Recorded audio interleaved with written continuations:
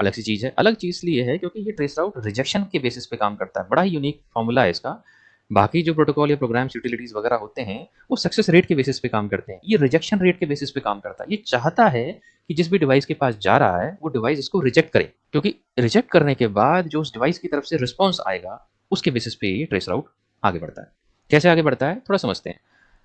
कुछ चीज़ों को ये जानबूझकर वैसी वैल्यूज़ रखता है कि उसे रिजेक्ट ही करना पड़े, दूसरे डिवाइस के पास कुछ ऑप्शन ना हो। अब जैसे मान लीजिए यहाँ पे टीटीएल वैल्यू 1 सेट करके भेजी। अब इस टीटीएल वैल्यू 1 सेट करने से होगा क्या? टीटीएल वैल्यू 1 का मतलब ये होता है कि ये जो पैकेट है, पहली बात, ये जो पैकेट्स भेजे जाते हैं ट्रेस राउट के अंदर, ये एक्चुअल पैकेट्स नहीं होते, इन्हें बोलते हैं हम डमी पैकेट्स। तो ये डमी पैकेट्स जो होते हैं, ये भेजे जाते हैं और इनके अंदर भी ऑपरेटिंग सिस्टम के हिसाब से, जैसे लाइनक्स या विंडोज़, पैकेट्स भी चेंज होते हैं। उसको हम थोड़ी देर में डिटेल में समझते हैं, ये फ्लो समझने के बाद, क्योंकि फ्लो ऑलमोस्ट कॉमन है, कुछ-कुछ चीज़ें डिफरेंस हैं दोनों ऑपरेटिंग सिस्टम में, जो मैं थोड़ी देर में आपको समझाता हूँ। पहले आप फ्लो समझिए। ये एक डमी पैकेट भेजा जाता है जिसकी टीटीएल वैल्यू 1 कर दी जाती है। अब टीटीएल वैल्यू 1 करने से क्या है कि ये पैकेट जैसे ही इस फर्स्ट वाले राउटर के पास पहुंचेगा, ये फर्स्ट वाला राउटर, तो ये फर्स्ट वाला राउटर क्या होगा, क्योंकि देखिए टीटीएल का बिहेवियर है, जैसे ही एक हॉप के पास पहुंच गया, वो 1 माइनस हो जाएगा। तो यानी कि 1 माइनस 1 कितना हो गया, 0।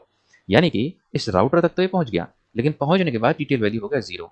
अब नेटवर्क का कॉन्सेप्ट ये होता है कि जैसे ही टीटीएल वैल्यू 0 हो जाता है, उस पैकेट को डिस्कार्ड कर दिया जाता है।